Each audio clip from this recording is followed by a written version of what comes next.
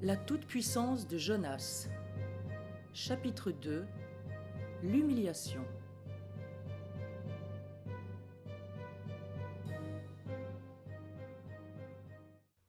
Nu, couvert d'une boue mêlée de blanc et de jaune d'œuf, le procureur de la République parvint à rentrer dans ses foyers sans éveiller l'attention.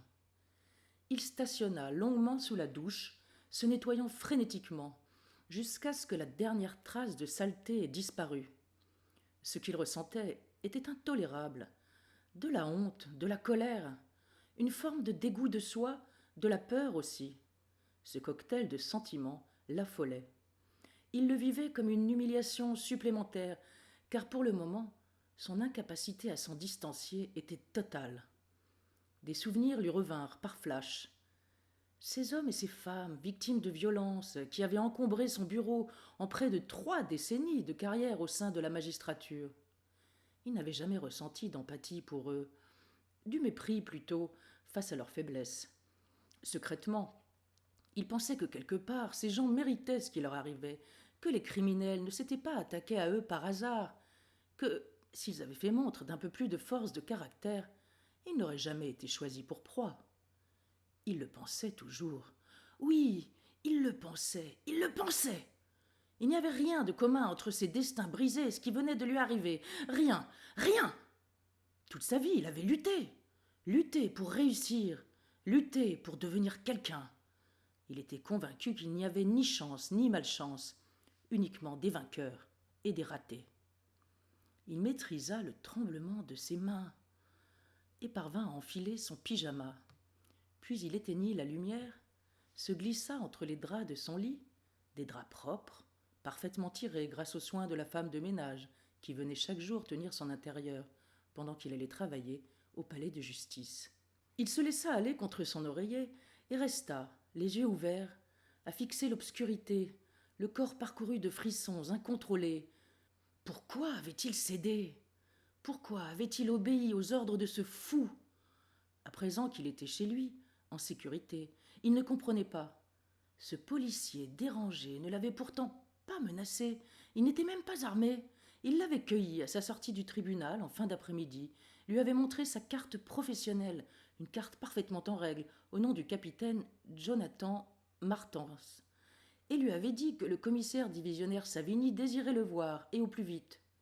C'était tout à fait inhabituel, certes, mais le procureur avait supposé une urgence et avait suivi le capitaine dans le parking souterrain situé devant le tribunal. Il avait bien été un peu étonné que le policier n'ait pas garé sa voiture en bas des marches du bâtiment, comme le faisaient d'habitude ses collègues, mais ne s'était pas méfié pour autant. Ils étaient descendus ensemble jusqu'au 2e sous-sol, et là, tout s'était précipité. Arrivés à la voiture, une simple voiture banalisée, le capitaine Martens avait demandé au procureur de bien vouloir venir lui donner son avis sur quelque chose qu'il avait dans son coffre. Encore une demande étrange. Pourquoi avait-il obéi? Poussé par la curiosité, sans doute, incapable aussi d'imaginer à cet instant ce qui allait se produire, et qu'on puisse s'en prendre à quelqu'un de son importance. Alors qu'il se penchait sur le coffre ouvert, il s'était senti soulevé, puis poussé à l'intérieur. Avant qu'il ait eu le temps de comprendre ce qui lui arrivait, l'abattant se refermait sur lui en un claquement sec. Il séjourna de longues heures dans ce coffre, de plus en plus terrorisé à mesure que le temps s'écoulait et que son imagination lui suggérait le pire sur les intentions de son ravisseur. Il faisait nuit noire quand l'homme le fit sortir. Il avait déplacé la voiture jusqu'au jardin public des Carmes et l'avait garée au cœur même du jardin, aux abords des pelouses et des parterres de fleurs. La suite était un cauchemar qui risquait de le hanter longtemps s'il ne parvenait pas à se ressaisir, à se détacher de ce qui s'était produit, à le mettre à distance, ainsi qu'il le conseillait aux victimes des affaires dont il avait eu à s'occuper dans le cadre de sa fonction. Fermant les yeux, il tenta de ne plus penser à sa mésaventure, de trouver en lui suffisamment de colère et d'indignation pour parvenir à se ressaisir, à retrouver la maîtrise de lui-même. En vain. Son corps le trahissait, tremblant continuellement. Pis, il fut soudain saisi de spasmes qu'il fut incapable de contrôler, au moins le temps d'atteindre la cuvette des toilettes, et il vomit, au pied du lit, dans ses pantoufles. Pour la première fois depuis bien longtemps, depuis toujours peut-être, il se perçut faible dans un corps misérable, sa bedaine tressautant au rythme des spasmes, ses épaules étroites, ses jambes maigrelettes. Rien dans sa constitution physique n'avait été préparé à subir un assaut émotionnel d'une telle violence. Tout en lui récusait cette attaque. Son estomac, ses sphincters, tout le lâchait en même temps. Incapable de se maintenir à genoux, il bascula en avant et perdit connaissance. L'odeur le réveilla, l'odeur de sa propre bile dans laquelle il avait piqué du nez. Il se releva péniblement et retourna sous la douche. Tout en jouissant de la sensation purificatrice du jet d'eau brûlant, il parvint enfin à discipliner les pensées contradictoires et désordonnées qui l'assaillaient. Puis, dans un second temps, il les chassa, ou tout au moins, il réussit à leur ôter de leur force dévastatrice. Enfin, seule la colère surnagea, et il commença à songer à la suite. Ce policier avait outrepassé ses pouvoirs de façon inouïe. Il lui avait ri au nez de façon outrageante quand il avait signalé qui il était et qu'on ne s'attaquait pas impunément à un procureur de la République.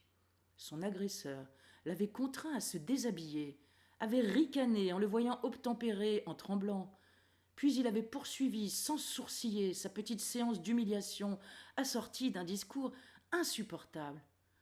Alors, l'ami, quel effet cela vous fait-il d'être l'œuf que l'on casse, d'être l'innocent que l'on châtie? Mais dites-moi, monsieur le procureur, avouez-le donc. Vous vous êtes toujours cru intouchable. Vos lois, cet état d'urgence que vous aimez tant, vous n'avez jamais pensé qu'il vous concernait. Je me trompe? Aucune de ces questions n'attendait de réponse, bien évidemment. Elles étaient posées, en rafale, sur un ton de plus en plus rageur, au point qu'il avait cru sa dernière heure venue. Pour désamorcer cette rage dangereuse, il s'était recroquevillé au sol, évitant de réagir, obéissant à toutes les injonctions de son bourreau. Cela ne désarma pas ce dernier.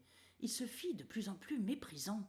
Sa voix prit une intonation froide, terrifiante. Vous êtes tellement prévisible.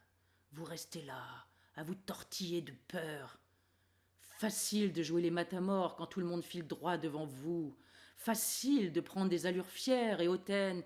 Mais voilà, je suis seul, face à vous. Vous pourriez vous défendre, me résister. Ah mais non, votre absence de dignité est écœurante.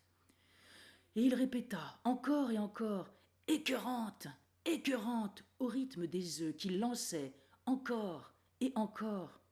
Il le força à se rouler nu dans la terre fraîchement retournée d'une des plates-bandes du jardin, sans cesser de le bombarder avec ses œufs qu'il récupérait sur le siège de sa voiture en une quantité qui semblait inépuisable. On était en plein cœur de la nuit. Il n'y avait pas âme qui vive aux alentours. De cela, le procureur ne se plaignait pas. Il préférait qu'il n'y ait pas eu de témoin à cette ignominie. Et puis, à un moment, le bombardement cessa. Il eut fallu de longues minutes pour comprendre que l'officier fou avait disparu, soudainement, sans avertissement. Il entendit rugir le moteur de la voiture derrière lui, le crissement des pneus dans l'allée caillouteuse.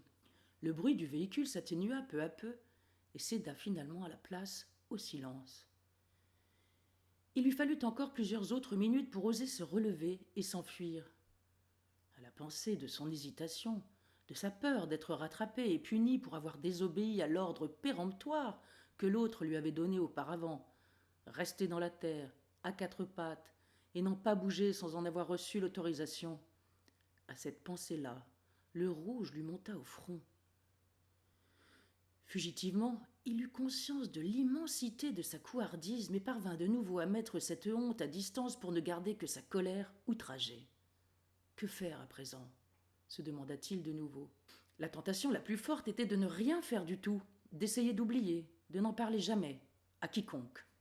Il sortit de la douche, se sécha, retourna dans la chambre, recula aussitôt, découvrant qu'il n'avait pas seulement vomi au pied du lit, mais qu'il s'était également oublié, comme le signalait la petite flaque d'urine à côté de ses pantoufles souillées.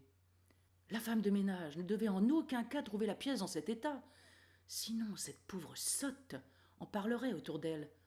On saurait que le procureur s'était laissé aller comme un enfant. Pour la première fois de sa vie, il fit le ménage. Il eut toutes les peines du monde à trouver l'endroit où son employé rangeait ses ustensiles ménagers. Puis il épongea, rinça, sécha, recommençant plusieurs fois jusqu'à ce que l'odeur disparaisse complètement. Il nettoya ensuite éponge et serpillière et rangea le tout soigneusement. C'est en rangeant qu'il réalisa soudainement qu'il était coincé. Il ne pouvait pas laisser cette histoire derrière lui. Il ne le pouvait pas, parce que le fou lui avait confisqué ses vêtements et sa serviette contenant papiers et dossiers. Il y avait donc un risque, le risque qu'il les laisse quelque part et qu'on les retrouve. On remonterait alors jusqu'à lui, on les lui rapporterait, et on se demanderait comment le procureur de la République avait pu ainsi égarer ses vêtements, ses dossiers, ses papiers. Il eut soudain une illumination. Ça n'était pas un risque, c'est ce qui allait se produire. Son agresseur désirait même que ça se produise, afin d'ajouter l'humiliation publique à ce qu'il lui avait déjà infligé. Il se mit à tourner en rond dans sa chambre, comme un animal cherchant une issue à la cage où on l'a enfermé. Et il prit sa décision.